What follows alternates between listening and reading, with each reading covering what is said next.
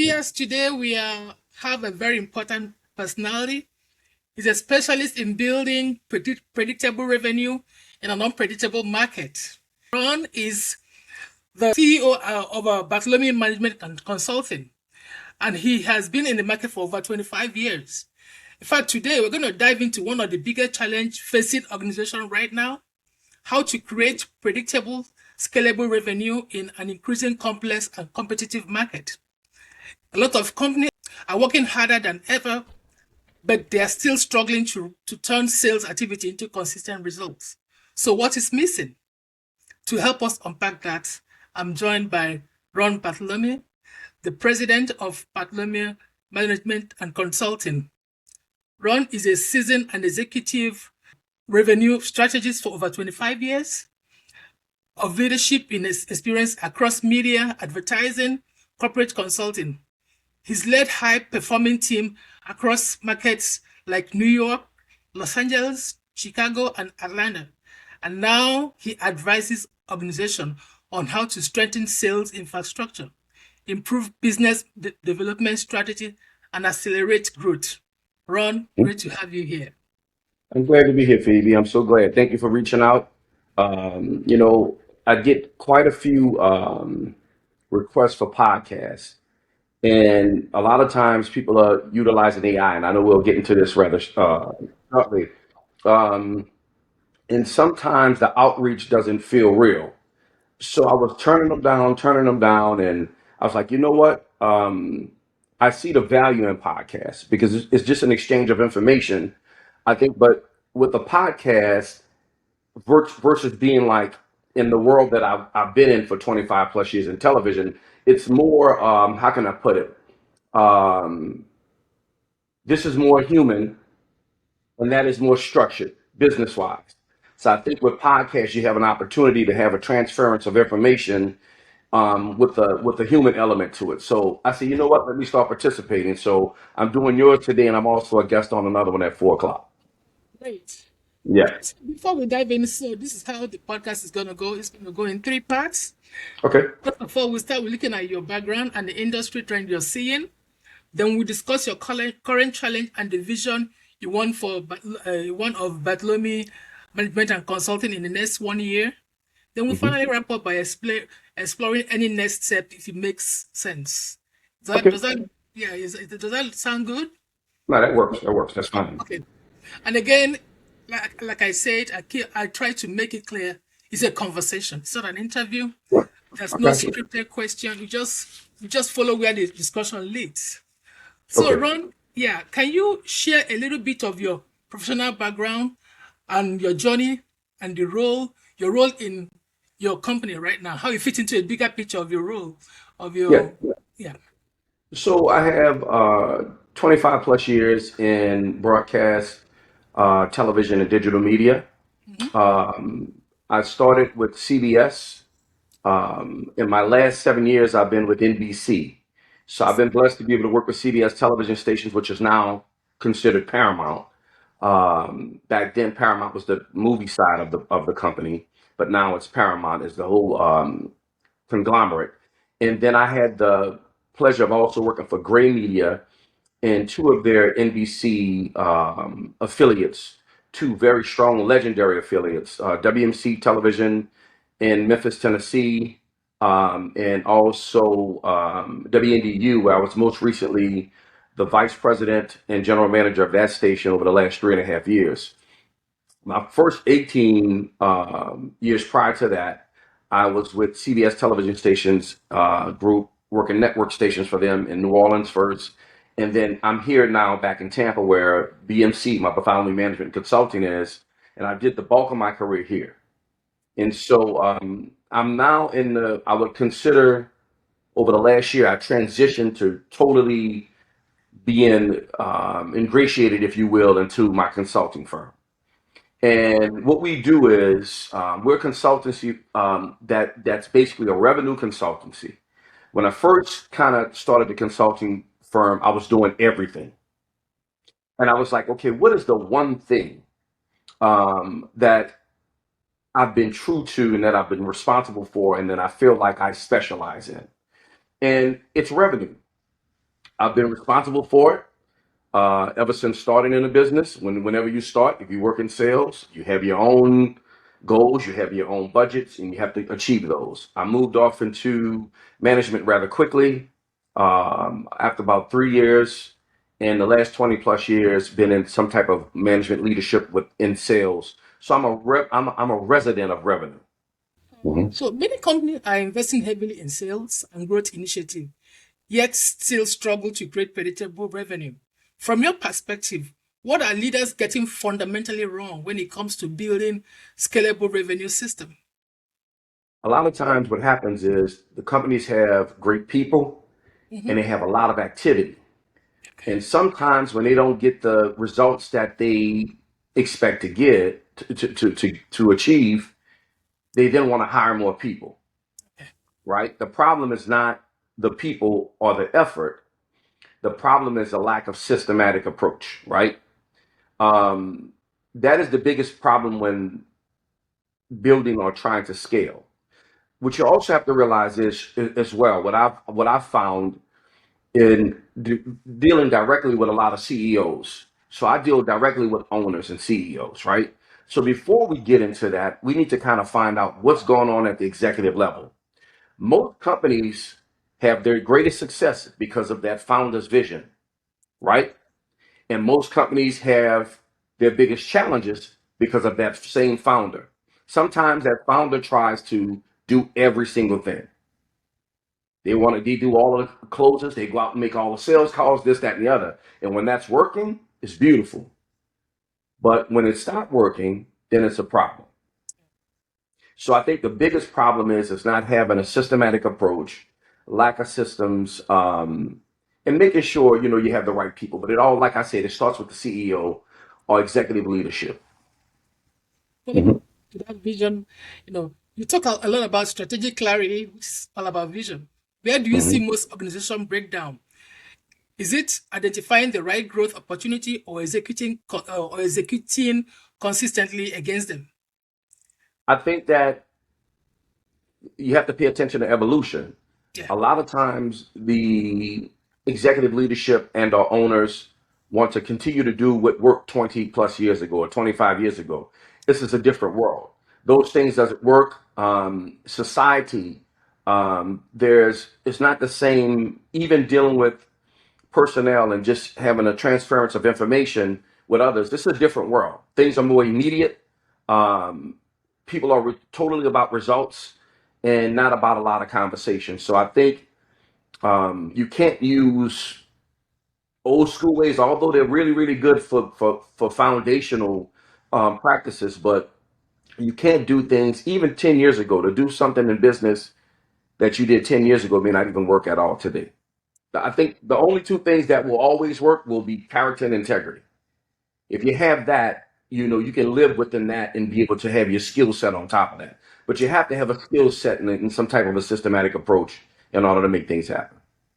What separate companies that generate consistent, predictable revenue from those stuck in reactive, inconsistent growth cycle?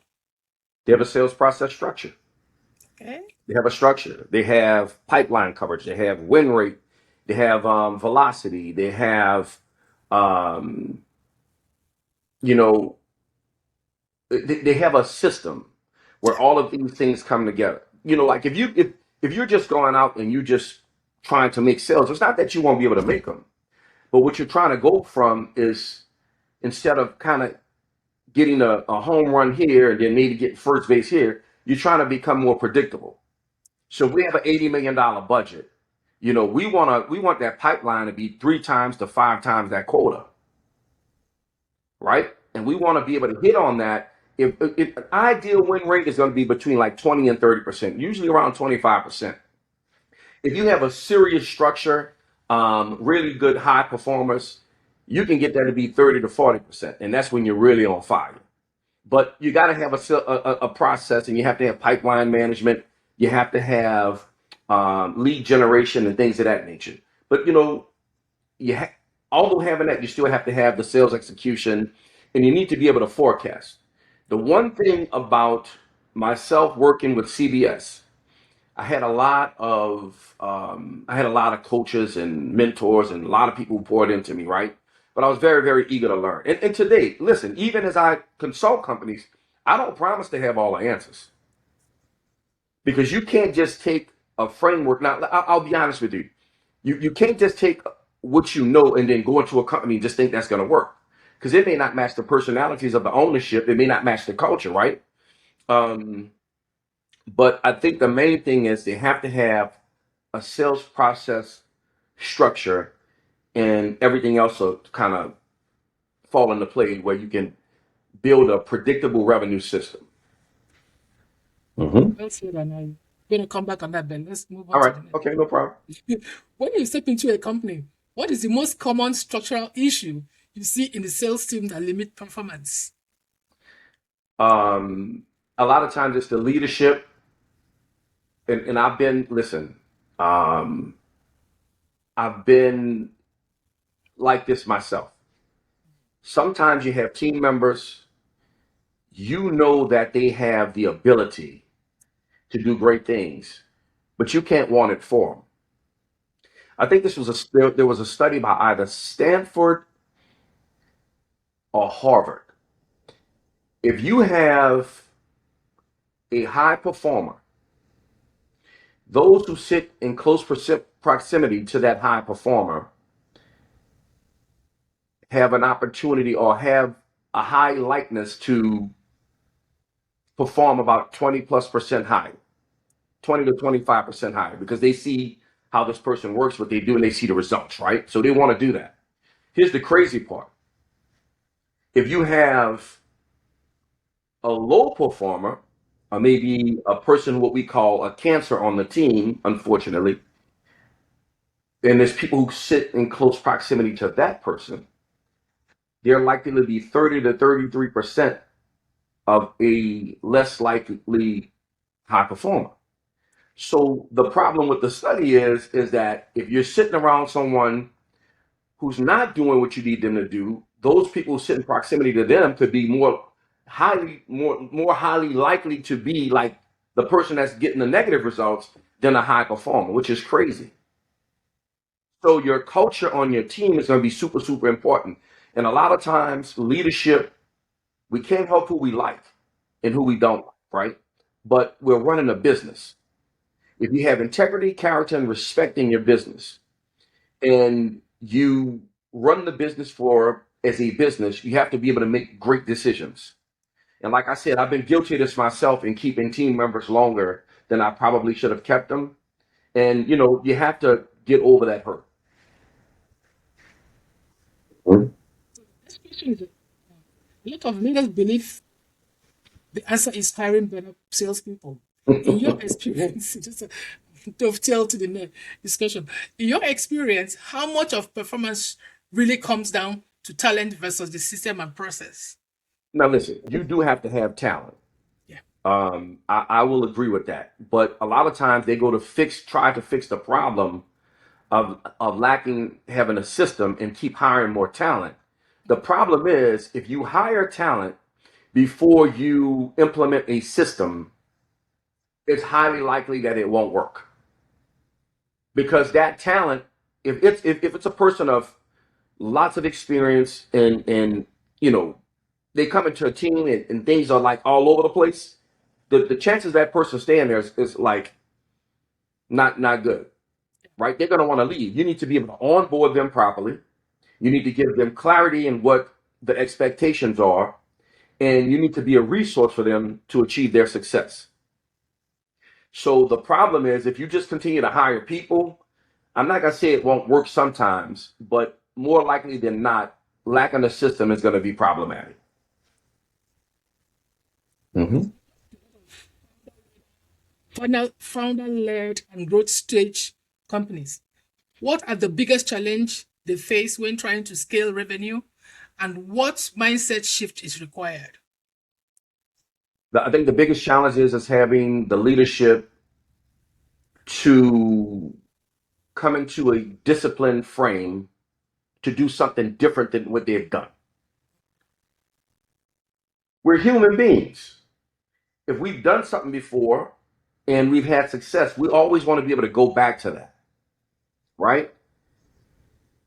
You have to get comfortable being uncomfortable because that's where growth resides. So a lot of times what I do is when I go into a company initially, even before I do my diagnostic about the sales, I spend a lot of time with the owner. I find out why did they want to start the company, right? What were they looking to do? A lot of times we start companies not to become millionaires or billionaires. We start companies to pay the mortgage. We start companies to send our kids to college. We start companies to be able to take care of our families, make great investments, and live a good life, right? And be a resource for our family. Sometimes people become millionaires and billionaires, right? And sometimes we get lost in the translation of why we started this company. And now, when the company lacks performance, then at that particular point, our stress level is through the roof. We're having financial problems. We're having problems in our marriage. See, it goes all the way back to the portrait of life. So what I try to do is, as a revenue consultant, I'm not only trying to give you the systematic structure to be able to have predictable revenue. That is the outcome of what we do. But the foundational part of what we do is try to give that owner, that CEO, that executive leader their life back.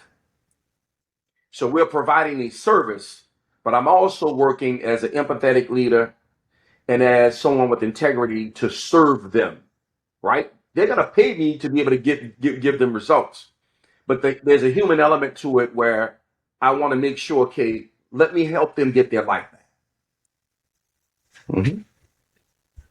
Things are evolving quickly, especially with digital tools, data, and now AI. So the question is, how should a leader be thinking about organizing their sales without over complicating things? Be open to it. Be open to technology. You know, we're in a world now where you have to understand that this technology, you can look at it, a lot of people look at it as, some people on the side of it where they think it's great, and some people look at it like, oh my God, we're going to lose a ton of jobs. I would say just adapt and learn how to use those AI tools that's going to help you to be successful. So if you keep an open mind, try to learn, and then it's the craziest thing. Before it could have taken you weeks to do a business plan, and now you can probably do a really good business plan. You can do it quickly on ChatGPT, right? Or on Claude, or, you can do that. I would recommend that you check your sources and things of that nature. But if you're open to, you can do things in a much more expedient manner than you can do before. So I think you have to be open to it. Okay. So Mhm. now you mentioned AI, so how has AI impacted your business strategies? It helps me a lot. I use it for research, and I use quite a few things. Um, I use Claude. I use Perplexity AI. I use the pro version of ChatGPT. They're all different, and I think I use them for different things. And the good thing about Perplexity is because it works between three different. It works between Claude, ChatGPT, and Gemini. So depending on what you're asking or whatever your prompt is, you can get, a highly qualified answer. But I would say as a business owner, invest in the next level. Don't take the free versions. You want to be able to get more in depth. And whenever there's a newer version to come out, you want to be able to have the highest level of intelligence possible. What advice would you give a company that want to deploy AI in their business? What kind of advice would you give them? It depends on what it is. If they're looking to do it with, let's say, like with pipeline management and lead generation, there's phenomenal tools out there, right? I've used quite a different few CRMs across my career, and also proprietary ones. CDS had proprietary systems that they actually built. Gray had a bunch of systems where they would invest in a system and then recreate it or rebuild it and make it a proprietary source. They'll build it the way that and use it the way that we needed to use it. And I just think that It's going to be necessary at some point because the one thing about business is you want to be systematic, you want to be efficient, you want to be right, but speed is super important in business. It's an old saying, right? Early bird gets the worm, right? But speed, if you can build an effective systematic approach, it will make you more efficient, and you will have speed to be able to get high win rates and have a powerful outcome. Personally, are you using any of those? Where are you at? Apart from the tools you are using, where are you at with the deployment of AI? Do you have any of I them? do use them. I do use quite a few tools. Um, I recommend if relative to sales, HubSpot is really, really, really good, right? I have some friends over there at HubSpot. And what happened was, I'll tell you how this happened. I recently was in Raleigh, North Carolina, and I was working with a company that does about $8.5 million a year. We put in a plan for them to be able to do 12 million this year, and we feel really good about it, right? And the crazy part about this is that the company is a very, very good company. This company was started in the basement like 35 years ago, and they do commercial print services. They do furniture fulfillment for hotels and for offices and banks and things of that nature. And they also do janitorial services, like for big universities. Phenomenal company, right? Phenomenal company. But the crazy part about it is that the CEO, who started it 35 plus, I think it's 38 years ago, he's always been the person closing all of the deals. So now, he's at a point where he's looking to kind of hand over the reins to his kids. And he wanted to make sure when he exits out of the business that they are on solid ground, right? And so what we did was we went in and we built, first of all, we made an assessment. So I go and I do what I call a diagnostic. I kind of do like an alignment and discovery phase. I sat with him for a long time.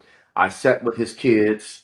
And it was a partner and I as well. And we did a lot of different things. But when I left, we left with a systematic approach in place. HubSpot was the key to that. They had already had HubSpot, they just wasn't using it right. And so, but with HubSpot, you not only, you have the CRM, you have pipeline management, you have lead generation, you have marketing, everything is in there. So it's a great tool for businesses. Now, I'm not saying that there's not other great tools, but I'll tell you this, I made an investment into HubSpot once, right when I left that closed that job. So it's a great system. So what's working well for you right now? What has been frustrating in your company? Listen, you have to understand, like I've been in broadcasting media for so long, you know, it's still a transition phase. The blessing in it is that I get an opportunity to leverage my experience and my knowledge to be able to help companies and ultimately be able to help owners kind of get a grasp of their life again, right? The challenging part is that I'm not as big as some other consultancies. And so and I've always been used to having a team. I've been an executive leader for a long time. You have a large team. If I need something produced, I can call my creative services department, they produce it. Or if there's something we need to do on the news to be able to help the food bank, whatever it is, it's a phone call. It's done. When you work in a small business for yourself that you're building, I am the everything, the be all, and this, that, and the other, right? And so now I'm at a point where I'm expanding slowly, but I'm learning that I've always wanted to know how to do everything for you. Like I want to be able to know enough. I don't have to be an expert at it, but I want to know enough to be dangerous with it, right? But what I'm learning is it's not about how all the time. Sometimes it's about who. So I'm loving to show my vulnerability on this podcast because sometimes you can help others and it's more challenging to help yourself. And so, I'm learning a lot, and it's a lot different from me having you know, 100 people in the station with a lot of experts. And listen, even at that level, I'm only good as my executive leadership team. I'm only good as every person, every team member in the building. And I think the difference is when you have to do a lot of the things yourself, that is the challenging part. But we're growing and we're doing good, and we've had a lot of success this year. But we have some other things to continue to grow at and put into place. And that comes with just doing more and more, getting more and more opportunities to help companies. And the more that I get an opportunity to do that and get great results, that's how I continue to build. So there's a residual effect of it is if I can bear fruit for the companies, I can then eat some fruit for myself. So, how do you Mhm. currently measure success in your company right now? I measure success by the same way that I expect the companies that I consult, right? It's the same thing. Like I have to get leads. I have a pipeline. I have I'm just getting back into the Tampa market after being in South Bend the last 3.5 years, and the 3.5 years prior to that, I was in Memphis. So the one thing that's challenging when I left here 7 years ago, those same people are not in charge today. All of my connections that were in charge in place 7 years ago, right? And I worked in this market between 12 and 14 years prior to that. Now, the one smart thing that I did, I kept my home here, and so it was an easy transition to come back. Um, but I just getting ingratiated back into the Tampa Bay business community. So I've been attending a lot of like networking events and things of that nature. So it's been fun. So, is there any metrics, or which metrics are you focused on improving to make sure you continue on the path of success?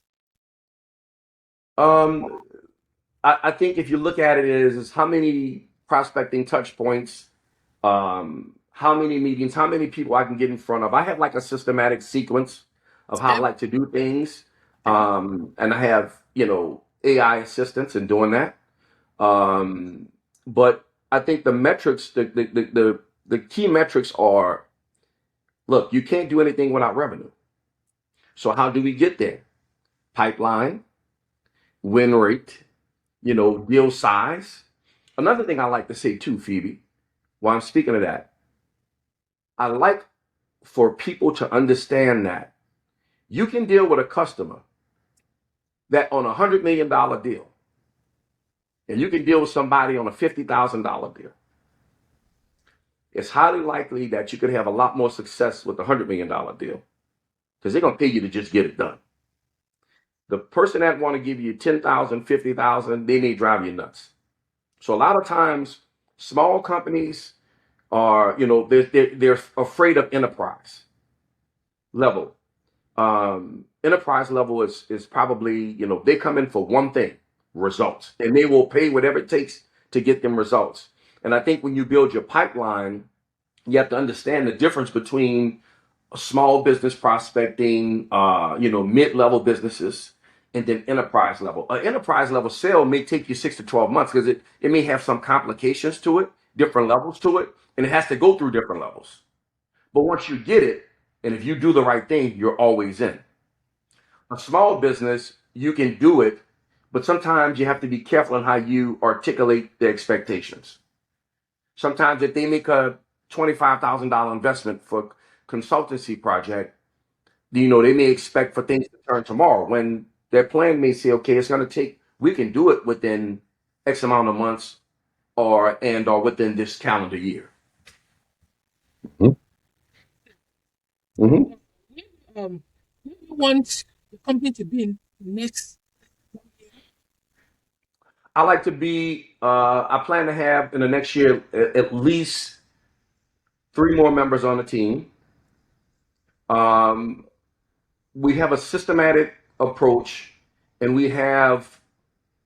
there's a couple of things that I built my own diagnostic, some things that I'm able to trademark.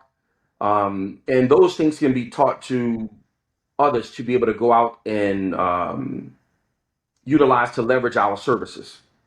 And so I'm looking to be able to bring others on because when you're when you're a one man show, the good thing is that nobody will wash your car like you will, right? Nobody will do that. But also, the one thing that I've learned through leadership is the power of delegation. You want to hire people where you may have a weakness, hire them if they have strengths there. You know, some people get concerned about, well, that person is better than me or whatever. Look, you want to hire the best people that you can hire, but I'm also looking, my main two elements of personnel will be character and integrity.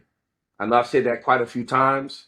I really feel like everything else can be taught if you have the right person. If you have somebody that's going to dedicate themselves, but I want team members to come on that want to be a part of this and that will work not when I'm looking, but when my back is turned, that they will do things the right way. So that's what I'm looking to do. Thank you. Thank you. The key specific KPIs you're tracking on, or making sure, because you already mentioned about lead generation, closing business, closing deals, and of course hiring the right people. Is there any other KPIs you're tracking to make sure that you're on the right path for that? I think you have to continue to always look at your leading indicators and your lagging indicators. A lot of times when I go into companies, I go in and I basically sit down with them. I don't give them the KPIs they should be looking for. We build that KPI chart together. And then if something is missing, of course, then I'll add something there, right? But you want to look at you always want to look at the revenue that you closed. You know, how did you get there? You want to look at average deal size, things of that nature. They can change though. I don't look. It's all going to come down to the main thing, revenue, and it's all going to be a little bit different. And guess what? You may have. It depends on what your team, what your sales progression is like. You. Those things can change. You know, so you have to. But it all comes down to revenue. But another thing, not only revenue, gross margin, net, P&L strategies, things of that nature. Like you have to really look at your profit and loss statement. That is your report card in the company. You have to look at your expenses. The revenue coming through, yes, that's going to be the lifeblood of what you do. But you also have to be cognizant of the expenses. And I think it's important to run as lean as possible, but don't cut your nose off to spite your face. Yeah. You have to spend enough to not only be, formidable, you have to spend enough to be in a power position. Yeah. If you have a magic wand to fix just one thing in your company that is holding you down or slowing you down, what would that one thing be? Give me a team of more people that's like-minded and that differentiate how my thought process is so that we can expand and grow.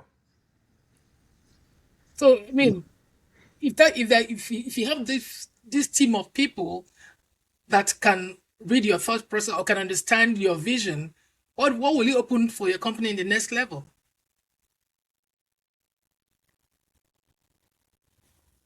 I just want to be a company that provide a service that's actually serving these companies in a genuine manner, and everything else will come, Phoebe. Everything. If you focus on strictly the money, which this might be contradictory to some of the things I said, because revenue is going to be the lifeblood. But if you do things the right way, and if you have the right people, the money will come. So my whole thing is, if I had some great talent, in which I've worked with a lot of great talent, most recently in South Bend and in Memphis. I had a great team in Memphis, especially my sales managers. Um, I've had sales managers that I've worked with all across the United States with some of the rep services we had through CBS and through Telerep and all these. I've worked with a lot of great people.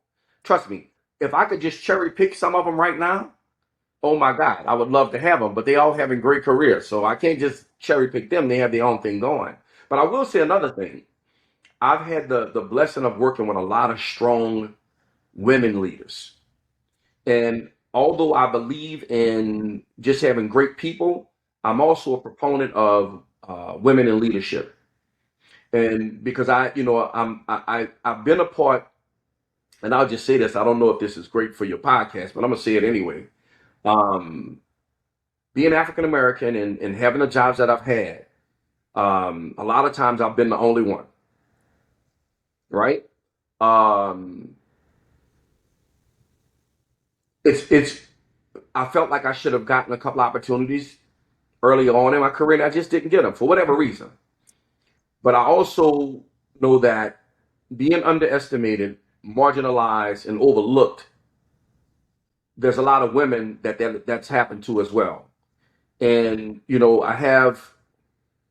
I've been blessed to be able to work with a lot of strong women. One of my first mentor in television um, was a woman, and she poured everything into me. And she's highly responsible for any success that I've had. I've had two other mentors along the way, both men, but foundationally, if it wasn't for her, I'm not sure that I would have been able to even make it in TV. Leadership development as a core pillar. What does real accountability look like inside a high performance revenue organization? Accountability is you doing what we need to do to achieve success. And those goals should be laid out. You should have your expectations should be clarified to you. There should be clarity on what the expectations are. And when you hire people, you need to let them know this is what you're looking for. Listen, I've been hired as well, and say, look, here's this great opportunity and it pays X and all of that sounds good. And then you go there and it's nothing like what they sold you. Right? So I believe in being transparent, um, discussing expectations, and onboarding properly. And that goes if you have the right leaders and co-leaders. Like in television, when you apply to work at my stations outside of the news, my news director handled that. Matter of fact, my news director was my general manager like 20 years prior, right? And he's one of my mentors. So I was blessed to be able to have him in the building. But I still have high regard for news and respect for news. Whoever my news director is, they handle the news department. But all other business, if you apply to the station, I like to talk to you first. And the reason is I'm looking for my core elements. I'm looking for my core elements. I'm looking for character and I'm looking for integrity. Right? Now, the one thing that I didn't do, I wouldn't ask one of my department heads or co-managers I wouldn't force them to hire a person, but I definitely would tell them that I think that person is a great candidate. And what they have to tell me is if they didn't hire them, they need to tell me why. So for leaders listening right now who want to accelerate growth, what one thing they should focus on immediately to start seeing better results? The one thing right now, are you saying for a company or for myself? Yeah, it's an advice. You're just giving an advice to our viewers listening right now. Yeah. If I'm giving advice for the one thing is having the right culture in your business. Okay. Your culture is your everything. Because what happens is if you build the right culture, that culture is going to tell you whenever you make or hire someone if they fit or not. That culture will throw the bad person out on its own. That culture will invite the great prospect on its own. When people work for a great company, and I've had the pleasure and the blessing of working for great companies, Gray Media being one, and also CBS television stations. I've had a lot of success with both of them, and I also had a lot of challenges, but I learned a lot. It's the culture. And I'll tell you, there's a dichotomy between the two of those companies. They were totally different. When I first got to Gray was more like a family type atmosphere, but they expect results. CBS never had that family element to it. It was once said back in the day that if you can work for CBS in media, you can work for anybody. And that was true. Now, I don't know what the company's like today. I've been gone from the company since 2018, right? But it was a great company. I had a lot of success. So I was blessed to be able to work there. And those strict guidelines fortified me to be able to be who I am today. But I will go back to culture.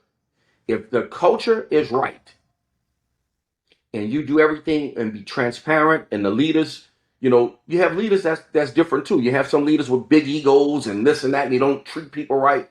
I just think that if you treat people right if you have if you have respect for humanity and you're an empathetic leader, you can also be very disciplined. But if you have those core elements and you build the right kind of company, that's the most beautiful thing in the world. Ron, Hmm. it's really been nice talking to you, and we're very grateful to draw from your great insight and perspective of how you've come this far. So I think Thank one of you. the biggest takeaway here is that growth isn't just about doing more. It's about doing the right thing, the right structure, strategy, and the leadership in place. From what I'll discuss, what I've seen here. So before we wrap up, I want to say thank you, Ron. And is there any other thing you want to touch before we wrap it up?